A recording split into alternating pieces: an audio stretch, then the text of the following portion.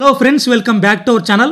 IPL 2025 match number 2 RR versus SRH మధ్య జరిగిన మ్యాచ్లో ఒకటి కాదు రెండు కాదు ఏకంగా 44 పరుగుల భారీ తేడాతో ఘన విజయం సాధించింది. దీంతో ఎస్ఆర్హెచ్ టీం ఐపీఎల్లో తమ బోని అయితే కొట్టింది. ఈ మ్యాచ్ అయితే ఎస్ఆర్హెచ్ బ్యాట్స్మెన్ చాలా విధ్వంసం క్రియేట్ చేశారు. ఎస్ఆర్హెచ్లో ఆడిన ప్రతి ఒక్క బ్యాట్స్మెన్ దాదాపు 200+ స్ట్రైక్ రేట్ బ్యాటింగ్తో పవర్ఫుల్ బ్యాటింగ్ అయితే ఆడాడు. ఉప్పల్ స్టేడియంలో అయితే పరుగుల వరద పారింది.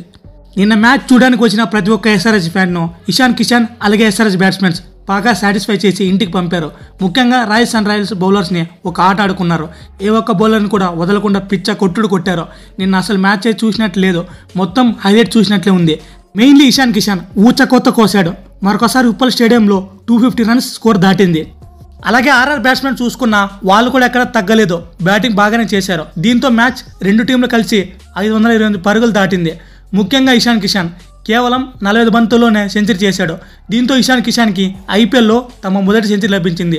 ఎస్ఆర్హెచ్ డెబ్యూట్ చేసిన మొదటి మ్యాచ్లోనే సెంచరీ చేయడం అతనికి బాగా కలిసి వచ్చింది. అలాగే ట్రావిస్ హెడ్ చూసుకున్న చాలా ఎక్సలెంట్ బ్యాటింగ్ చేశాడు.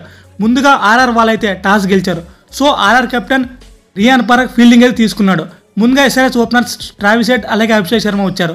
అభిషేక్ శర్మ 11 బంతుల్లోనే 24 పరుగులు చేసి అవుట్ అయ్యాడు. బట్ ఆ తర్వాత వచ్చిన నంబర్ 3లో వచ్చిన ఇషాన్ కిషన్ చివరకు క్రీజ్లో నిలబడి చాలా పవర్ఫుల్ నాకైతే ఆడాడు. మెయిన్లీ ట్రావిస్ హెడ్ ఇతను కూడా ఇషాన్ కిషన్తో కలిసి పవర్ ప్లేలో దుమ్ము దులిపేశారు. దీంతో పవర్ ప్లే ముగిసేసరికి ఎస్ఆర్హెచ్ గారు 94 పరుగులు చేశారు. పవర్ ప్లేలో 94 పరుగులు రావడం ఎస్ఆర్హెచ్ టీంకి మంచి స్టార్ట్ అయితే వచ్చింది. మెయిన్లీ ట్రావిస్ హెడ్ చూసుకున్న చాలా ఫేర్లెస్ బ్యాటింగ్ ఆడాడు. ట్రావిస్ హెడ్ కేవలం 37 బంతుల్లోనే 67 పరుగులు కొట్టాడు. ఆ తర్వాత వచ్చిన నితీష్ కుమార్ రెడ్డి కూడా 30 పరుగులు చేశాడు. చివరిలో క్లాస్ని చూసుకున్న 242 స్ట్రైక్ రేట్తో 14 బంతుల్లోనే 34 పరుగులు కొట్టాడు. ఇలా ఎస్ఆర్హెచ్ టీం 20 ఓవర్లు ముగిసేసరికి 286 భారీ స్కోర్ను చేసింది. ఇంకా 287 భారీ పరుగుల టార్గెట్ దిగిన ఆర్ఆర్ టీంకి వాళ్ళకి మంచి స్టార్ట్ అయితే రాలేదు. వాళ్ళ ఓపెనర్ జైస్వాల్ కేవలం 1 పరుగు మాత్రమే చేసి అవుట్ అయ్యాడు. ఇక సంజు శాంసన్ చూసుకున్న ఎక్సలెంట్ బ్యాటింగ్ చేశాడు. సంజు శాంసన్ 37 బంతుల్లోనే 66 పరుగులు కొట్టాడు. ఇక చివరిలో చూసుకున్న Dhruv Jurel mind blowing innings ఆడి 35 బంతుల్లో 70 పరుగులు చేశాడు. అలాగే షమ్రాన్ ఇట్మేర్ చూసుకున్న 40 పరుగులు చేశాడు. దీంతో ఆర్ఆర్ టీం ఎంత పోరాడినా 44 పరుగుల తేడాతో ఓడిపోయింది. Second match MI versus CSK. ఈ మ్యాచ్లో చెన్నై టీం వాళ్ళు గెలిచి హోమ్ గ్రౌండ్ అయిన చపాక్ స్టేడియంలో మొదటి విక్టరీని అయితే అందుకున్నారు.